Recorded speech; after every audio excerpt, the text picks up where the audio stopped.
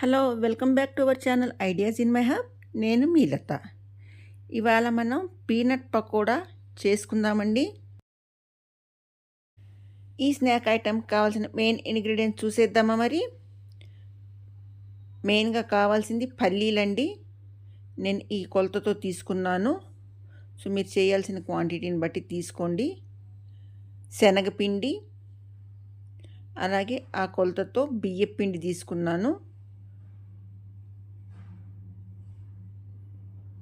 ఇది సేజ్వాన్ చట్నీ అండి. టేస్ట్కి సరిపడా సాల్ట్, కారము, పసుపు మెయిన్ ఇంగ్రీడియంట్స్ ఇవ్వండి. సో తయారీ విధానం కూడా చూసేద్దామా.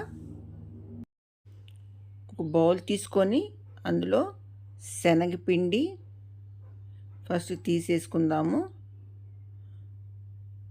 దాంట్లో రుచికి సరిపడా ఉప్పు యాడ్ చేద్దాము. అలాగే కారము, పసుపు కూడా యాడ్ చేద్దాము. ఇప్పుడు ఇందులో సేజ్వాన్ చట్నీ ఏదైతే ఉన్నదో అది ఒక 4 స్పూన్స్ వేస్తాను. ఈ సేజ్వాన్ చట్నీ ఎక్కువ కారం ఉండదండి, టేస్టీగా ఉంటుంది. సో అదొక 4 స్పూన్స్ వేసిన తర్వాత అందులో బియ్యపిండి కూడా యాడ్ చేద్దాము. బియ్యపిండి మూలంగా ఏంటంటే పకోడీలు మరి మెత్తగా కాకుండా కొంచెం క్రిస్పీగా బాగుంటాయి. అందులో పల్లీలు యాడ్ చేసేద్దాము.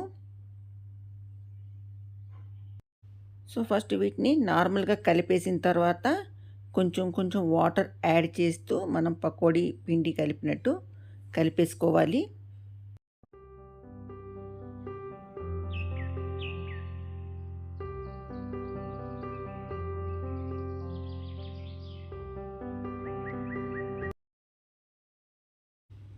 చూసారు కదా, పకోడీ పిండి రెడీ అయిపోయింది. ఇప్పుడు మనం ఇది చిన్న చిన్న పకోడీలుగా బాండీలో ఆయిల్ పోసి ఆయిల్ హీట్ ఎక్కిన తర్వాత అందులో వేయించేసుకుందాము.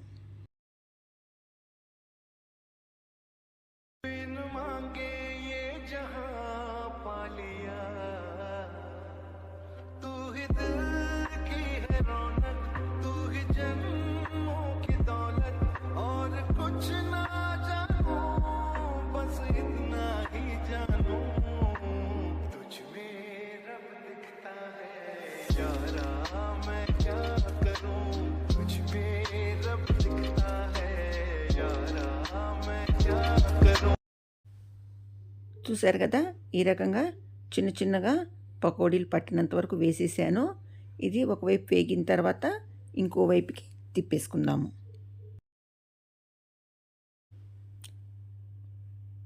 ఒకవైపు వేగిపోయినాయి, మళ్ళీ ఒకసారి మొత్తం తిప్పుదాము.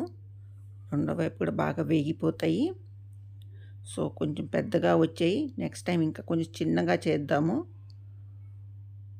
సో ఒక్కొక్క పల్లి వచ్చేటట్టు మనం ఈసారి వేద్దాము. సో వీటిని ఒక ప్లేట్లో షిఫ్ట్ చేసేస్తాను. చేసేసి మళ్ళా ఇంకో వాయ అందులో వేసేద్దాము. ఈసారి వేసేటప్పుడు మాత్రం కొంచెం చిన్న చిన్నగా వేస్తాను, ఒక్కొక్క పల్లి గుండు వచ్చేటట్టుగా.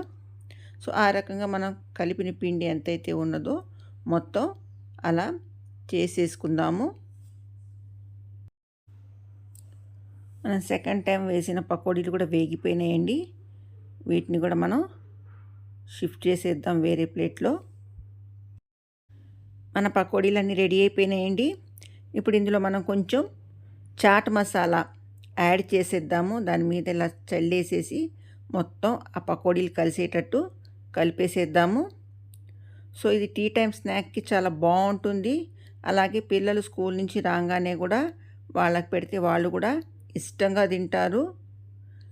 ఖచ్చితంగా మీకు ఈ రెసిపీ నేను నచ్చుతుందని అనుకుంటాను. నచ్చితే మాత్రం లైక్ చేయటం అస్సలు మర్చిపోవద్దు. మళ్ళీ ఇంకో రెసిపీతో మీ ముందు ఉంటాను. Till then have a good day and thanks for watching.